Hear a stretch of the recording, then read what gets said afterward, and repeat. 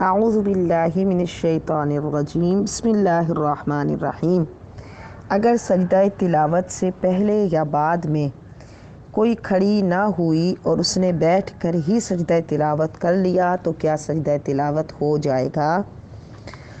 तो जी हाँ, सजदे से पहले या बाद में अगर खड़ी ना हुई और बैठ कर ही सजदा किया तो सजदा हो जाएगा, क्योंकि सजदा तिलावत के लिए खड़े होकर फिर सजदे में जाना ये मुस्तहब है, और सजदा करने के बाद सीधे खड़े हो जाना ये भी मुस्तहब है। यानी दोनों क़याम के सजदे से पहले खड़े होकर सजदे को जाना और सजदा करके फिर खड़े हो जाना, ये दोनों क़याम मुस्तहब हैं।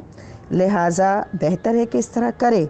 लेकिन अगर किसी ने बैठ कर भी अल्लाहु अकबर कहती हुई सजदे को गई और फिर अल्लाहु अकबर कहती हुई बैठ गई तो उसका सजदा हो जाएगा।